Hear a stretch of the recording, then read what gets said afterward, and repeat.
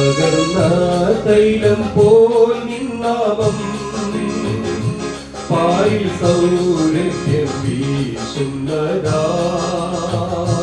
പകർന്ന തൈലം പോൽ നിന്നാമം പാരിൽ സൗരഭ്യം വീശുന്നതാൽ. പഴി ദുഷി നിന്ന ഞെരുക്കങ്ങളിൽ എന്നെ സുഗന്ധമായി മാറ്റിടലേ. പഴി ദുഷി നിന്ന ഞെരുക്കങ്ങളിൽ എന്നെ സുഗന്ധമായി മാറ്റിടലേ. വാഴ്ത്തുമേ എന്റെ പ്രിയനെ ജീവകാലമെല്ലാം ഈ വരൂ യാത്രയിൽ.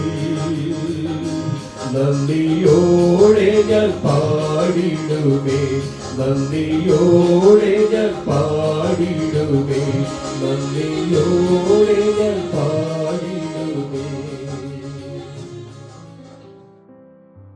ദൈവനാമത്തിന് മഹത്വമുണ്ടാകട്ടെ. ഇന്നത്തെ പ്രഭാത ധ്യാനത്തിനായി 42-ാം സങ്കീർത്തനം 7-ാം വാക്യം. നിന്റെ നീർച്ചാട്ടങ്ങളുടെ ഇരച്ചിലാൽ ആഴി ആഴിയെ വിളിക്കുന്നു. നിന്റെ ഓളങ്ങളും തിരമാലകളുമെല്ലാം എൻ്റെ മീതെ കടന്ന് പോകുന്നു. മനുഷ്യ വിശദീകരണങ്ങൾക്ക് അർത്ഥമില്ലാതാകുമ്പോൾ ദൈവം നമ്മെ ആഴത്തിൽ കണ്ടുമുട്ടുന്നു. പലപ്പോഴും നമ്മുടെ ജീവിതപാലത്തിൻ്റെ ആഴത്തിലാണ് ദൈവം നമ്മെ എത്രമാത്രം സ്നേഹിക്കുന്നുവെന്ന് നാം തിരിച്ചറിയുന്നത്. നമ്മുടെ ആഴത്തിലുള്ള വേദന അവൻ്റെ അഭാവത്തിൻ്റെ തെളിവല്ല. പലപ്പോഴും അവൻ്റെ ശബ്ദം തിരിച്ചറിയുന്ന ഇടമാണ് അത്. വെള്ളച്ചാട്ടങ്ങൾ ശക്തവും ഇടിമുഴക്കമുള്ളതും നിയന്ത്രിക്കുവാനാവാത്തതുമാണ്. ആ സാഹചര്യത്തിലും നമ്മോട് ഇടപെടുന്ന ദൈവസാന്നിധ്യം നമുക്ക് തിരിച്ചറിയുവാൻ കഴിയണം. ജീവിതത്തിലെ കൊടുങ്കാറ്റുകൾ പോലും ദൈവത്തിൻ്റെ പരമാധികാരത്തിന് പുറത്തല്ല.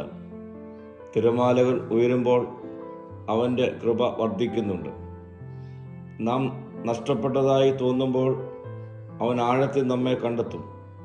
പ്രിയ സ്നേഹിതരെ, പർവ്വതങ്ങളുടെ മുകളിൽ മാത്രമല്ല, ആഴത്തിലും ദൈവം നമ്മെ കണ്ട് മുട്ടുന്നുണ്ട്.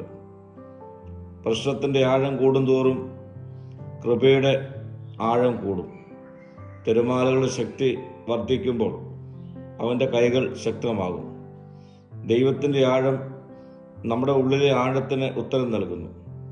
ഉപരിപ്ലവമായ ജീവിതത്തിൽ നിന്ന് ആത്മാവിനെ ദൈവവുമായുള്ള കൂടുതൽ ആഴമേറിയതും അടുപ്പമുള്ളതുമായ ബന്ധത്തിലേക്ക് വിളിക്കുന്നതിലൂടെ, സൃഷ്ടാവിൽ നിന്ന് ആഴത്തിലുള്ള പ്രതികരണം നേരിടുന്നതിലൂടെ ഒരു ശുദ്ധീകരണ പ്രക്രിയയിലൂടെ കടന്നു പോകുവാൻ നമുക്ക് സാധിക്കും.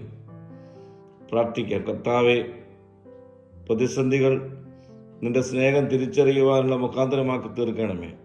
മഹത്വം നീ എടുക്കണം. യേശുവിൻ്റെ നാമത്തിൽ തന്നെ. ആമീൻ.